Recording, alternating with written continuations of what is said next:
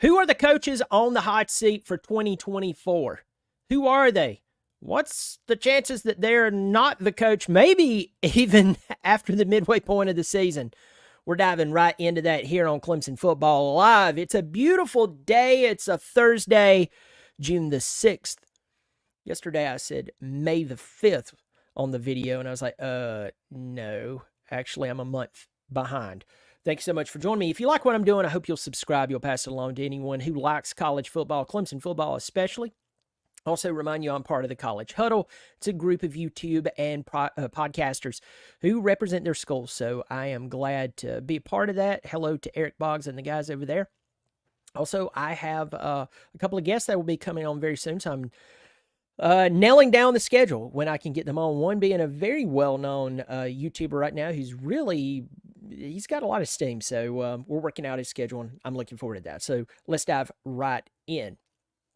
When I think about coaching in a little more granular detail than a lot of people. Why? Because I truly believe that coaching matters. There's a reason that in Tuscaloosa, Alabama, there's a lot of questions about the football team. There's a nervousness that if anyone would just tell the truth, and I think a lot of them have, talking about the Crimson Tide fans, they would tell you that they don't have the confidence going into this season that they've had in the past, 16, 17 seasons that Nick Saban was there. Why? Because coaching does matter.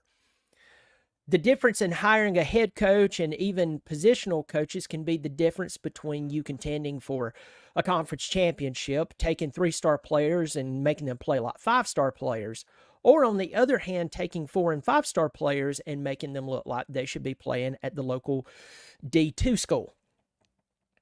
But some of the coaches I'll be talking about today are coaching very well-known teams, some historically great, some have seen better days, and then some kind of in between. So I'm going to lead off with coaches who were on the hot seat, and then maybe even end with a couple of coaches who are on a warm seat. So starting off, you have to look no farther than Gainesville, Florida.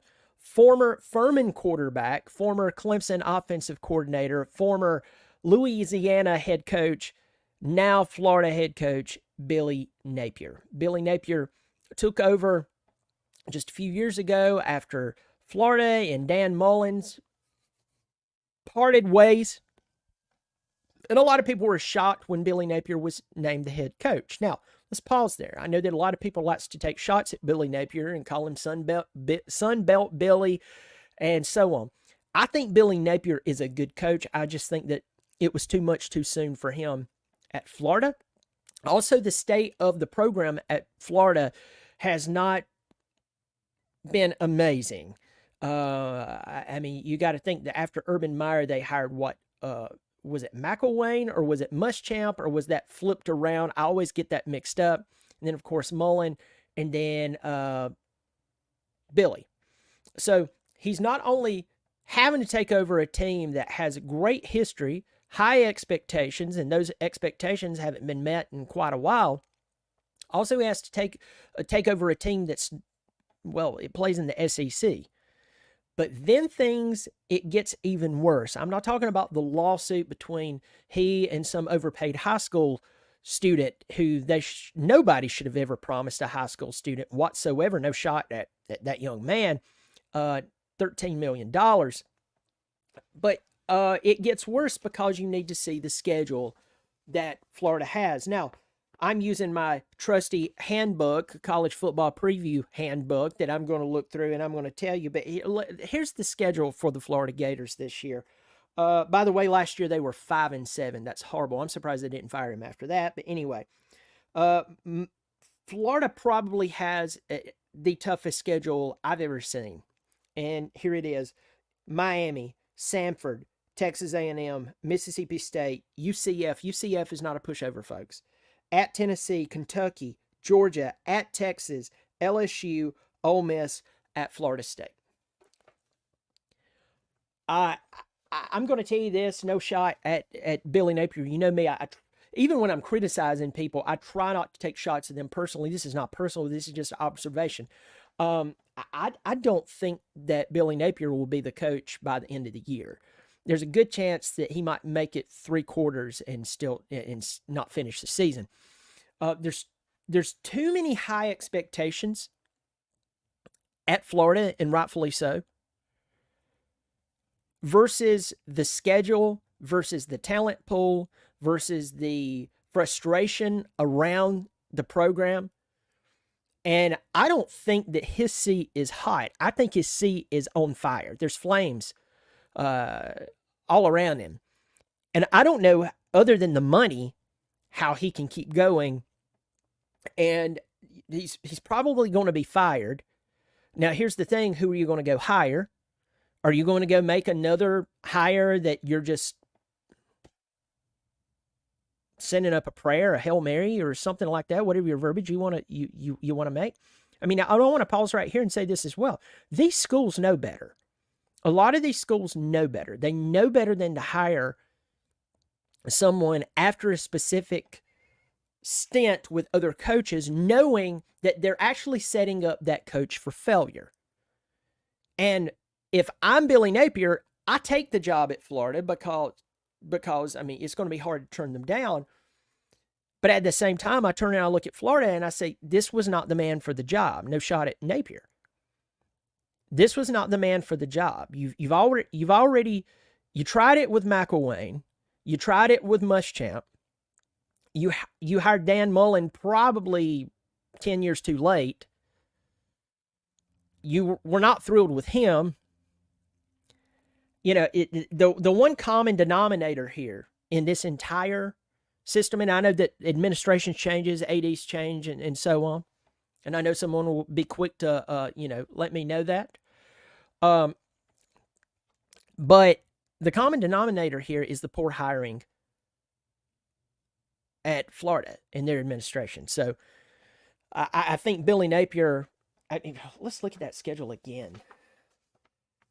Miami, Samford, Texas A&M, Mississippi State.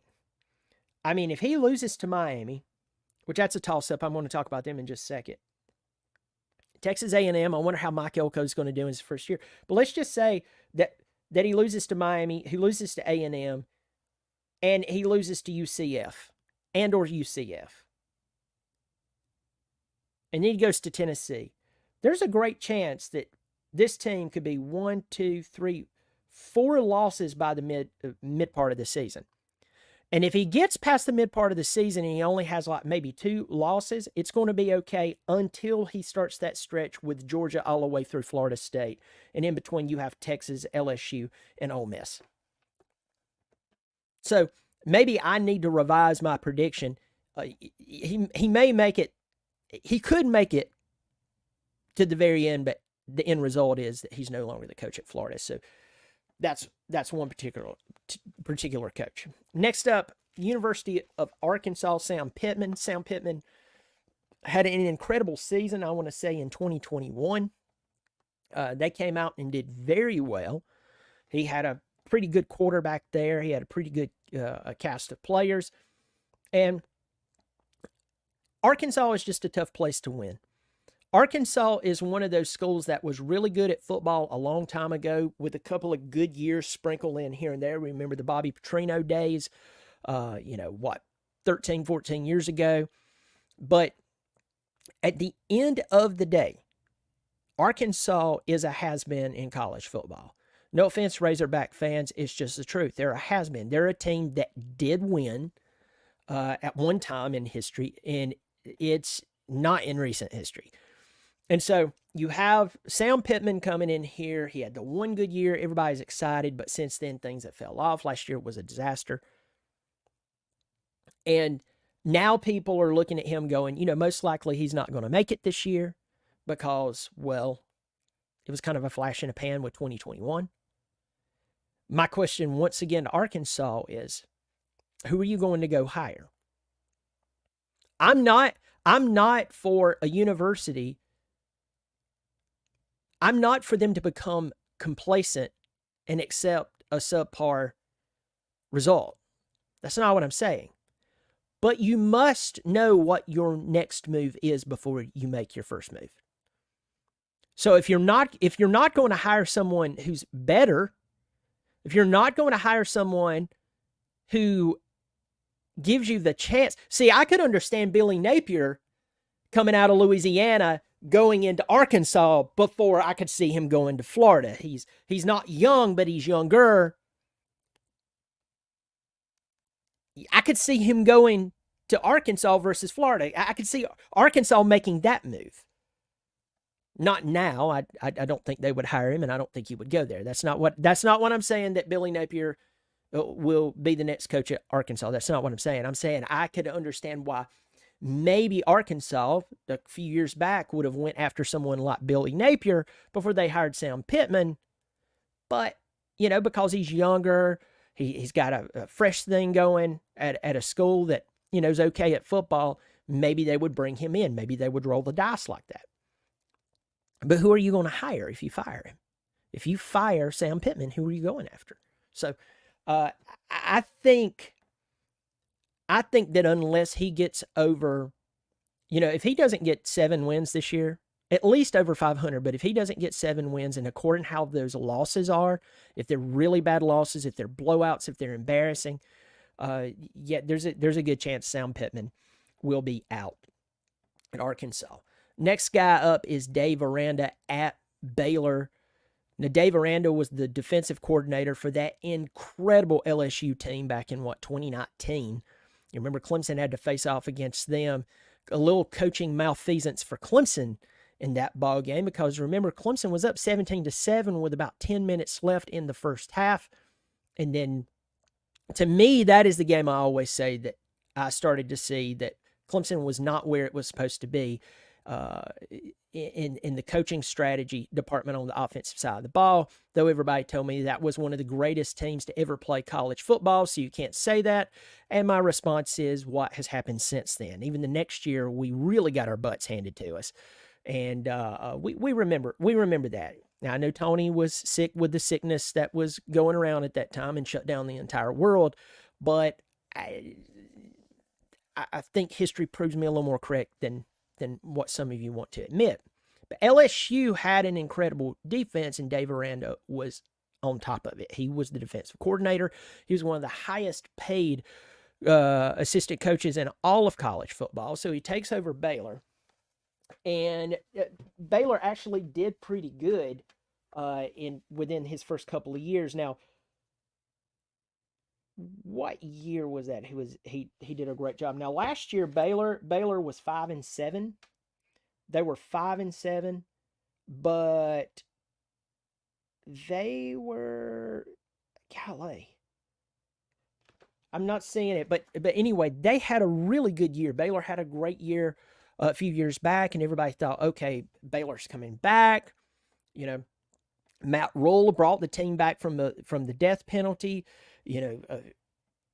Way back when, and they thought maybe this is happening again, and it has not turned out that way whatsoever.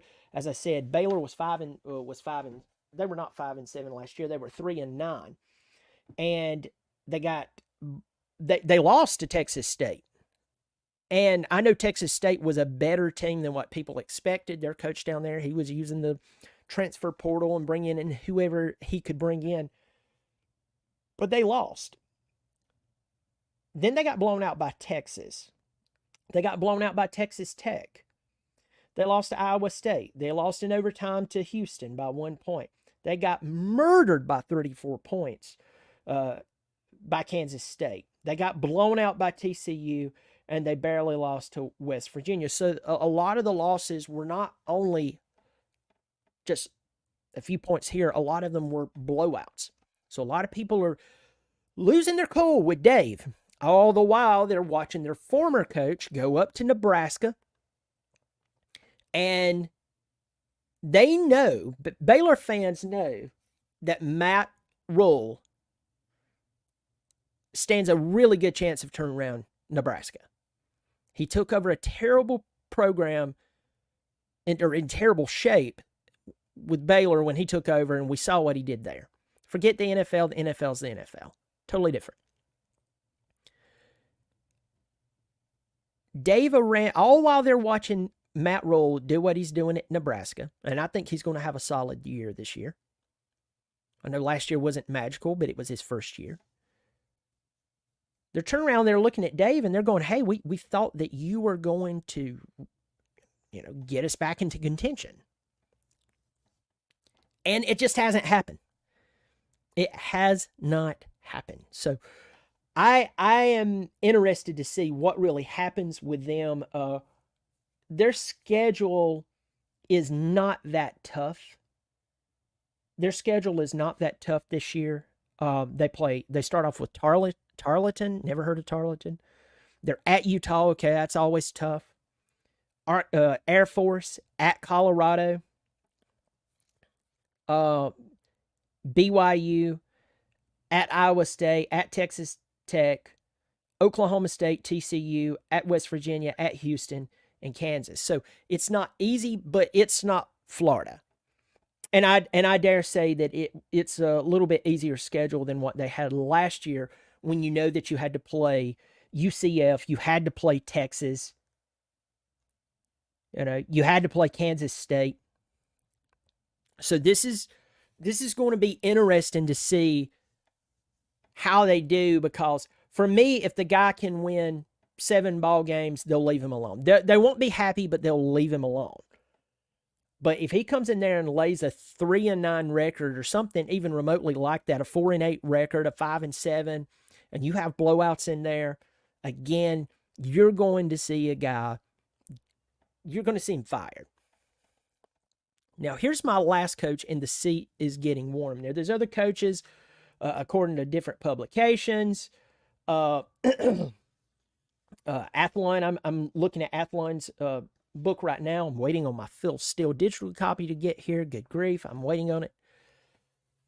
But I've read about other coaches who are on the hot seat, or the seat is getting warm, and there's some coaches there that you're sitting there going, okay, I get that and I understand. But some of them mention this coach, but believe it or not, Athlon doesn't mention it, and other publications or online forums, they're not mentioning it.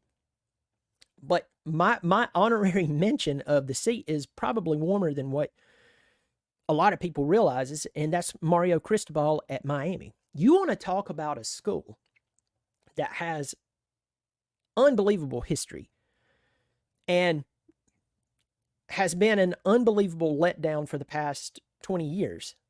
It's the University of Miami. Now, I know Miami fans are going to start to get really upset and angry that I said that. Just go look at your record. If I can be honest with myself about Clemson and how they're not dominant anymore, and I'm basically antichrist of the Clemson community, as you see, worst Clemson fan in the world below my name, just because I tell the truth about our program, that we are not as dominant as we were 5 years ago. I'm going to tell the truth about Miami. A coaching malfeasance cost you last year. The ABCs of coaching football, Mario raised his middle finger to it. And remember in that post game, it's in the Georgia Tech game where they should have took a knee. And you remember at first he said something like, well, the running back should have held on to the ball. And then they kept pressing him. Good for the media on that. By the way, you finally did some actual journalism. You pressed him and said, shouldn't have taken it. I should have taken a knee. Yes, you held your middle finger up to the ABCs of football, the fundamentals. And they said, oh, no, you don't. And you lost a ball game. It was your first ball game of the year. But once again, we go back to how you lose it. Who did you lose it to? Georgia Tech, who was not great. How did you lose it? Recklessness, poor decision-making, coaching malfeasance. Then you went on to lose more games the rest of the season. You're sitting there going, what happened? Now, of course, everybody in Miami is doing what they did, kind of like when D'Eriq King, about 4 years ago, transferred out of Houston into Miami. These guys are different quarterbacks, but Cam Ward is being treated just like D'Eriq King. And suddenly, University of Miami is going to run the conference. Now, I'm not saying that the University of Miami is going to be bad this year, but you're definitely not dominant until you prove otherwise. This is the same old story with the University of Miami that we've been hearing for quite a while, except for a few years here and there sprinkled throughout the past 15 to 20 years. The University of Miami has been nothing but a letdown to its fans. And if you want proof for that, not only look at the record, look how many times they've had to fire and hire a coach, just look at the stadium when it's time for the Canes to run out and play football. Miami fans are not too thrilled about being there. That's why they're not. There's not much to see. A lot of trash talk to talk about, and a lot of that's off of that 2001 team that they love to bring up. But guys, that's 23 years ago. I think it's time to move on. And I think that if Mario does anything like he did this past season, University of Miami might shock us all, and they might move on to someone else. It's just, who? Are you going to go make another hire just to make another hire? I don't know. So that's who I have my eyes on this year as far as coaches. Drop in the comments section. Who do you think is on the hot seat? Who do you see being fired? Who do you believe will maybe not even make it through the regular season? I'm going to go to the comments section. I'm going to say hello to a few people. Rob Ellen, JR the Gent, Jay, it's good to see you. We got Parker Henderson in here. Parker's a friend of mine. It's good to see you, buddy. He is a member of Clemson Football Live. You see that little symbol beside his name. Thanks for supporting the channel, Parker. I really do appreciate it. Folks, if you want to support the channel on a monthly basis, there is a join button below the video. If you're on a Apple iPhone, you probably don't see that. It's either $3 or $5 per month. Parker, thanks for supporting the channel. Tyler Grisham is for sure on the hot seat as a position coach. Yeah, 100% sure. 100% for sure. There's a, the statement, two things can be true at once. I hope that TJ Moore and Bryant Wesco do great, but there's that flip side to it that says if they do great, it's just going to cover up the poor development. So it's kind of like you win, lose, that unless you're a great generational talent, you're not going to be developed. And we both know, and I'm talking about not only you and I, Parker, I'm talking about anyone who's watching this. If you're realistic, no matter whether you're a Clemson fan or not, if you're realistic about talent, you realize you stand a greater chance of having great developers as coaches actually taking players, whether they're unbelievable or not, and turning them into something more. You'll have longevity, a longevity of success, right? You'll see a team be good and competitive. And even now with a 12-team playoff, a championship contender, you have more of a chance of that if you have great developers as coaches versus having to hinge everything on either garnering somebody from the transfer portal or getting a generational talent out of high school.